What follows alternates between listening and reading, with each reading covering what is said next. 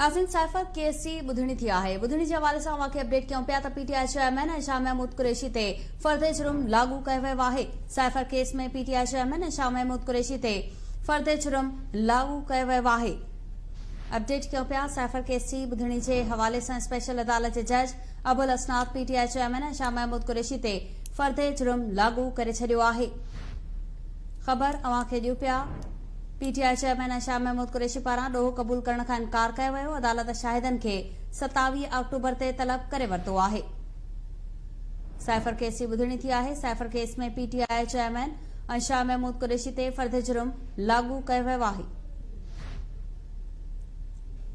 Update कयूं पिया cipher case में पीटीआई चेयरमैन शाह महमूद कुरैशी ते फर्द जुर्म लागू कयो वियो आहे।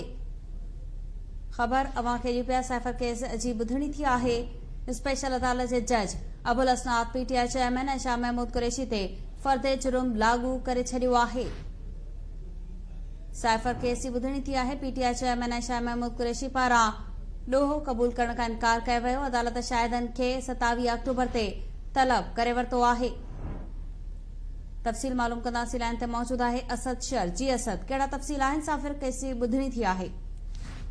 जी बिल्कुल साइफर केस के हवाले से अडियाला जेल में ॿुधणी थी है। जज अबुल हसनाद तरफा ॿुधणी कई वही है। In case ji in case में पीटीआई के चेयरमैन शाह महमूद कुरैशी जो वाइस चेयरमैन है पीटीआई जो, उन मथा फर्द जुर्म लागू किया वियो है बाज़ाब्ता तौर ते।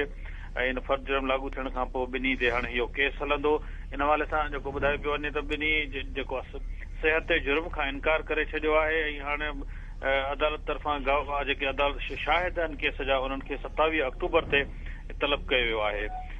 त नाज़रीन खे ॿीहर ॿुधाईंदा हलूं त साइफर केस जेको इंतहाई अहम केस आहे उन में पीटीआई जे चेयरमैन समेत शाह महमूद कुरैशी ते फर्द जुर्म लागू कयो वियो आहे। ऐं चेयरमैन पीटीआई समेत शाह महमूद कुरैशी ॿुधणी दौरान सिहत जुर्म खां इनकार कयो आहे ऐं गॾोगॾु शाहिदनि खे 27 अक्टूबर ते तलब करे केस जी ॿुधणी जज तरफ़ां मुलतवी कई वई आहे। जी असद शर, तफ़सील ॿुधाइण लाइ महिरबानी।